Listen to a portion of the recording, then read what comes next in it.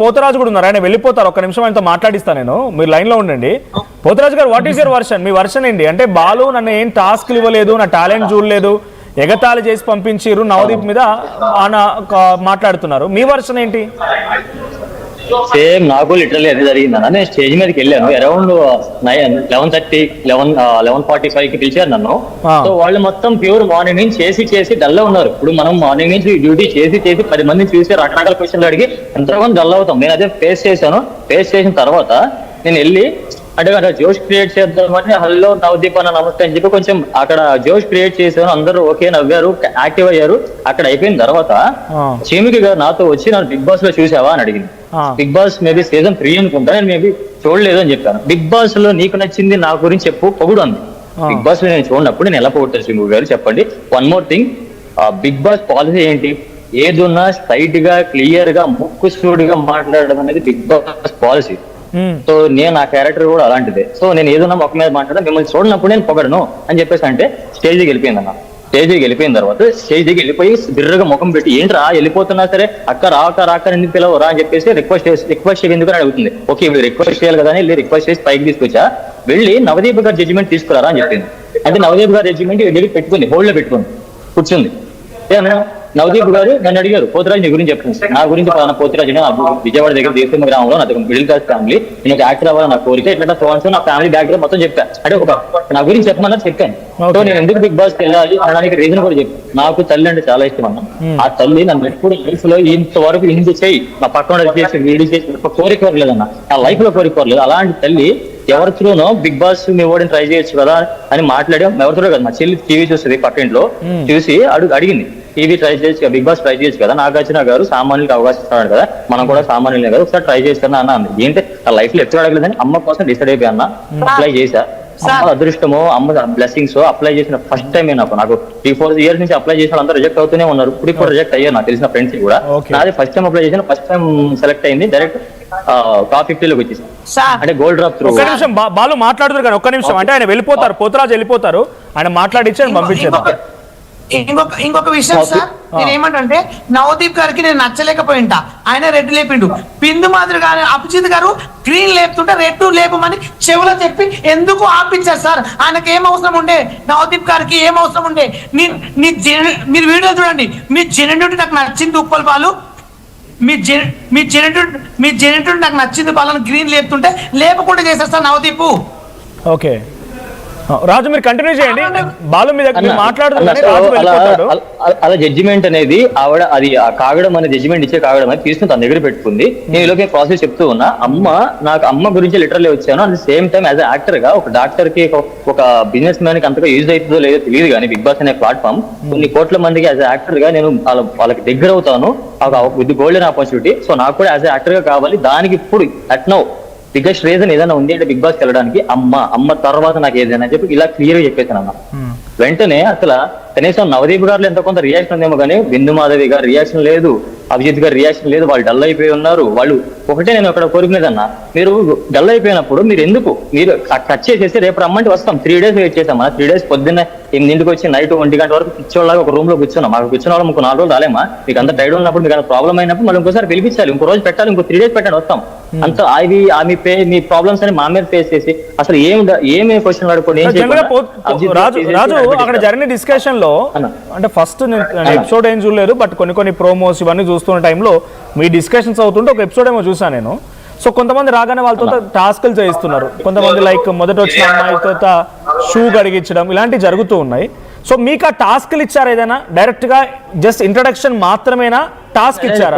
నేను అదే చెప్తాను. ఇంట్రడక్షన్ అయిన తర్వాత అమ్మ గురించి వెళ్ళాలనుకుంటున్నా, సేమ్ టైం యాజ్ యాక్టర్ నా గురించి వెళ్ళాలనుకుంటున్నాను. అనగానే వెళ్ళి అమ్మని చూసుకొని బిందుమాదేవి గారు రెడీ తీసి ట్రైన్ పెట్టారు, అభిజిత్ గారు రెడీ ఇచ్చారు.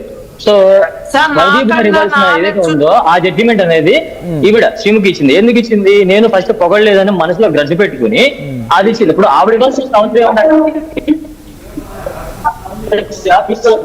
కూర్చున్నాడు కదా, ఓకే నువ్వు అమ్మాయి డ్రామా ప్లే చేస్తున్నారో నాకు కాదు, అమ్మని ఎమోషన్ ప్లే చేస్తున్నావు పక్కన పెట్టి నువ్వేంటి చెప్పు.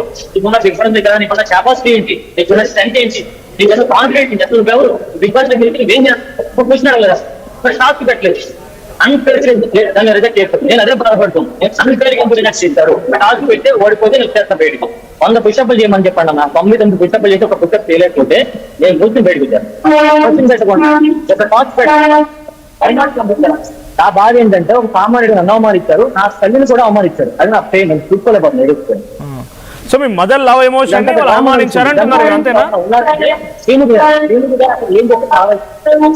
రాజు? ఇక్కడ మీరు మదర్ లవ్ ఎమోషన్ ని అవమానించారు అంటున్నారు అంతేనా? అవునప్పుడు అదేమో క్రిక్ లాగా లేకపోతే ఫేక్ ఎమోషన్ లాగా అనిపిస్తే రాజు అది అందరూ చెప్తున్నారు అమ్మ గురించి వెళ్దాం అనేది అది పక్కన పెట్టి బాబు నువ్వు ఎవరో చెప్పరా బాయ్, బాబు కూడా అవుతారు నువ్వు ఎవరో చెప్పరా బాయ్ అంటే చెప్తా. నా గురించి చెప్తాను, నా టాస్క్లు చెప్తాను. నేను చూపించడం నా స్ట్రెంత్ చూపించడానికి రెడీగా ఉన్నాను. ఫిజికల్ గా నేను ఏంటి, మెంటల్ గా ఏంటి, టాస్క్ ఇచ్చుకున్నా. శ్రీముఖి గారు నామినేట్ చేసి చూపించాడు, తప్పటప్ప చేస్తాను. నేను అన్నిటికీ రెడీ కూడా ఫుల్ కాన్ఫిడెంట్ గా ఉన్నా. కానీ అమ్మని ఓడి చెప్పి నాకు అక్కడ నాకు పట్టుకోవాలి, మనస్తత్వాలని క్వశ్చన్ చేసేది మీకు అనిపిస్తే మాట్లాడాలంటే ఇది కాదు కదా. అప్పుడు నేను ఉన్నాను. ఇప్పుడు మన స్టూడియోలో ఆడిషన్ పెడుతున్నప్పుడు వచ్చినప్పుడు నేను రెస్పెక్ట్ ఇచ్చి మాట్లాడతాను మీతో. అన్న ఇది అని చెప్పి రెస్పెక్ట్ ఇచ్చి మాట్లాడతాను. మీరు ఏంటని చెప్పి అది రాదు, ఆ ఎమోషన్ రాదు. మిమ్మల్ని క్వశ్చన్ చేసే ఎమోషన్ రాదు. ఎందుకంటే మీరు అక్కడ నాకు జడ్జ్ చేసి అక్కడ మిమ్మల్ని అనలేము. పట్టుకోండి, మీరు ఏమైనా క్వశ్చన్ చేయండి.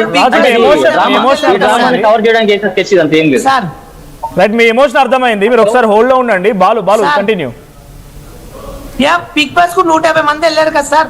అందరు దేశాన్ని ఉద్ధరించిన వాళ్ళు వెళ్ళారు సార్. ఇది ఎలాంటి నేరాలు చేసి ఎలాంటి గొడవలు చేసిన వాళ్ళు పోలేదు సార్ బిగ్ బాస్ కు. బిగ్ బాస్ కి ఎందుకు పోతారు సార్? ఎంటర్టైన్మెంట్ కోసం, ఫన్ ని జనాలు నవ్వుపియండి కదా. బిగ్ బాస్ కు దేశాన్ని ఉద్ధరిస్తారా సార్? మరి ఈయన వెళ్ళారు కదా, దేశానికి ఏం ఉద్ధరించింది సార్? గంజాయి తాగమని, డ్రగ్స్ తీసుకోమని, పప్పులలో డాన్సులు చేయమని చెప్పారా సార్? ఇప్పుడు మీరు ఎవరు అంటున్నారు? బాలు ఎంత చీప్ గా అంటే ఒకసారి మాట్లాడేసి అన్న ఈ విషయం తెలిసిన తర్వాత ఆయనకు ఉంటారా? ఒక్కసారి రాజు ఈ విషయం తెలిసిన తర్వాత అమ్మ లిటరల్లీ నేను ఫుల్ కాన్ఫిడెంట్ ఉందమ్మా. నన్ను ప్రపంచంలో నన్ను నమ్మేది ఎవరైనా ఉంది అంటే కాన్ఫిడెంట్ గా అమ్మ అన్న. అలాంటి అమ్మ కొంచెం మెంటల్ గా ప్రాబ్లం ఫేస్ చేస్తుంది. ఇప్పుడు ఇది తెలిసిన తర్వాత నుంచి ఇప్పుడు నేను హాస్పిటల్ ఊరికి వచ్చాను. ఇప్పుడు హాస్పిటల్ తీసుకెళ్తున్నాను. అమ్మని హాస్పిటల్ నుంచి బయటకు వచ్చాము. నేను తీసుకెళ్ళిపోతాను. అమ్మకి ఏమన్నా జరిగింది అంటే నేను ఎవరిని కూడా నేను ఊరికి వదిలిపెట్టినా. మేము అగ్రిమెంట్ చేసిన వాట్ ఎవర్ దేనికి భయపడట్లేదు. అంటే ఉన్నది మాకు జరిగిన పెయిన్ క్లియర్ చెప్తాను. అమ్మ హెల్త్ కి ఏమైంది అంటే ఈ ఇష్యూతో అమ్మ హెల్త్ కి మెంటల్ గా కొంచెం అది తను స్టెబిలిటీ కోల్పోయిందన్న. అంటే దేనికోసం ఈ షోలో మీరు సెలెక్ట్ అవ్వకపోవడంతోనేనా? నాకు ఫుల్ కాన్ఫిడెంట్ ఉంది, వెళ్ళిపోతానని ప్లాన్ చేసుకుంది. బట్ ఇవన్నీ ఎపిసోడ్ వచ్చినప్పుడు ఇప్పుడు ఇట్లా నాకు అవమానించారు, ఇట్లా నా కొడుకు వెళ్ళినప్పుడు నా గురించి చెప్పినప్పుడు తల్లి గురించి వాళ్ళకి తల్లి లేరా అన్నట్టుగా ఫీల్ అయ్యింది కొంచెం. సో తన గురించి తను ఇట్లా కొంచెం ప్రాబ్లమ్ ఫేస్ చేస్తున్నాను. జాగ్రత్తగా ఉండండి. అమ్మ హెల్త్ ఫస్ట్ చూసుకోండి, జాగ్రత్తగా ఉండండి. And thank you Raju, thank you for joining us. So మీరు స్టేషన్ లో ఉన్నారు, health you please proceed. Thank you. So Shekhar Basha ఉన్నారు. బాలు, నేను శేఖర్ భాష గారితో కూడా మాట్లాడిస్తాను, హోల్డ్లో ఉండండి. సో వాళ్ళు ఇద్దరు వర్షన్ ఉన్నారు, వాళ్ళ బాధ మీరు విన్నారు. మీ సీజన్ అప్పుడు అగ్ని పరీక్ష లేకుండేది, అగ్ని పరీక్ష కామనర్స్తోని స్టార్ట్ అయింది. మనతో పాటుగా స్టూడియోలో ఇంకో గెస్ట్ కూడా జాయిన్ అయ్యారు, రచన గారు. సో రచన గారు నమస్తే అండి, welcome. So what is your opinion అండి వాళ్ళ ఎమోషన్ గురించి మీరేం చెప్తారు యాజ్